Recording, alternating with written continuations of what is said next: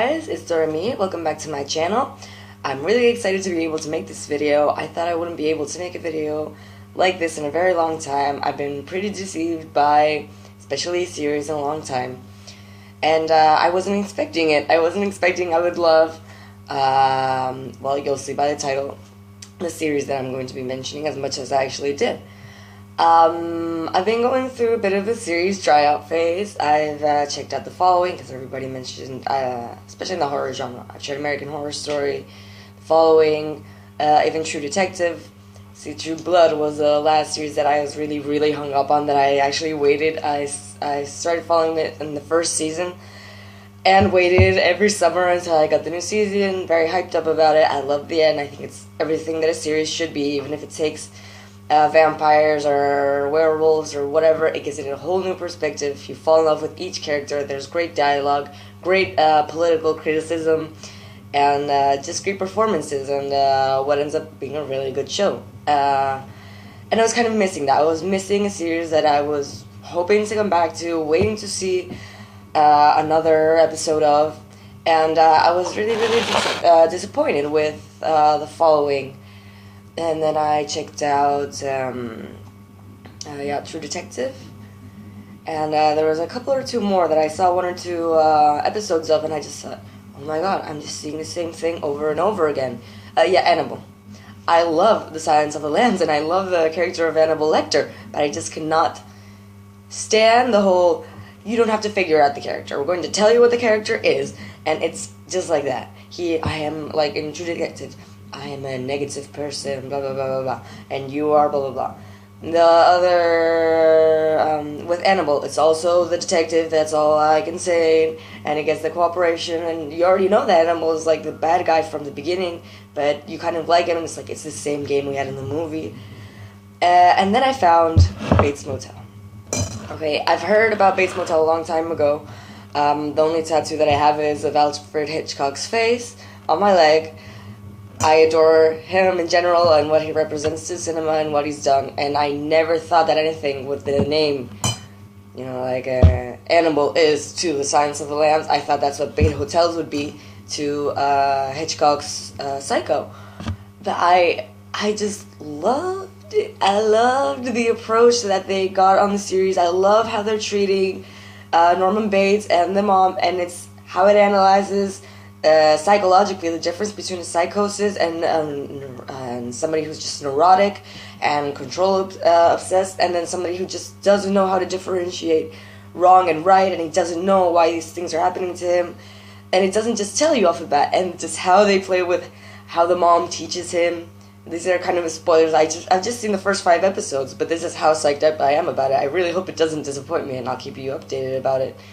But it's just how the mom is like, okay, I'll show you how to dispose of the body, and it's how it reflects just on the actual movie in the end, and how you start seeing him, and you don't know, is he crazy because is his mom really there? How it plays with reality so much better than Annabelle does with the whole, I'm just a messed up detective, and the Wendigo, and it's like, oh my god, you're bringing out magic now.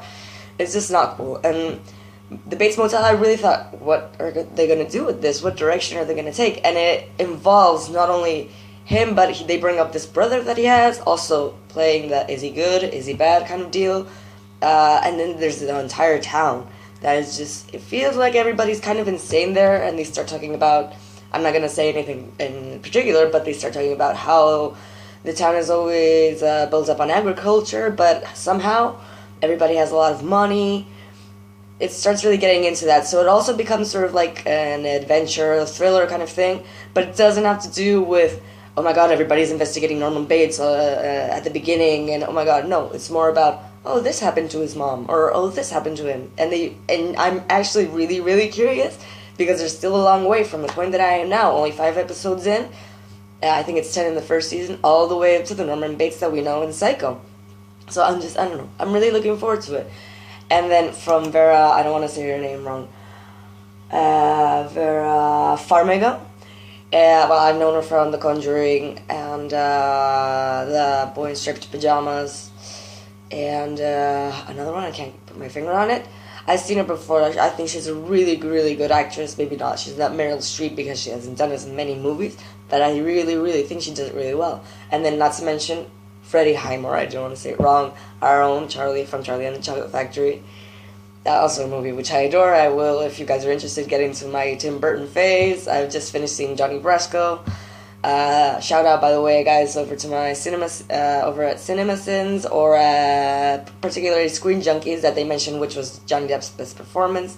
Somebody held up Beetlejuice, Edward Scissorhands, somebody held up Jack Sparrow, and somebody held up Johnny Brasco. I hadn't seen it. It's a movie with Al Pacino, very good. But once somebody gets a little bit into cinema, and this is kind of what I wanted to wrap up this episode being all about, you kind of get tired of seeing the same patterns. Obviously, something like me that's always, I've always enjoyed horror, but it's not all I've seen. But I've seen a lot of horror. I need somebody to give me like a new perspective or something. And if you give me just the same character in the same light with a different actor, which is kind of what I found with Annabelle or True Detective. True Detective was just like, it took the whole idea of the serial killer or the Satanist, and they got all the pessimistic, and then it was True Blood. Well, it's HBO, but it's like it's in Louisiana or like the southern east United States. The music is really similar, really good. I mean, it's not a bad series. They have like good dialogue, and the actors are incredible. It's just, I have a feeling that I've already seen this before.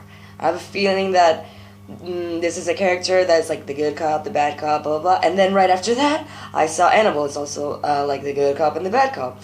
And I saw Bates Motel, and I seriously thought that it was going to be like another repeat, because I saw the first 2 episodes of American Horror Story. I was like, oh, there's The Conjuring. Oh, there's The Changeling. Oh, there's A Haunting. Really good centric pieces that it's obvious why they got the inspiration from that, but it's like, please give me something else. Something more than that. And I feel that for now, Bates Motel it's what it's doing. And I don't know, I really have high hopes for it, and I just want to transmit my opinion on it, and just waiting for you guys' comment. I always hope, and I will say this now, don't put spoilers in the comments.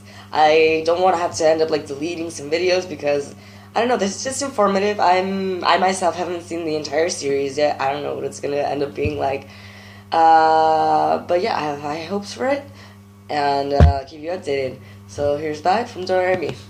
Bye.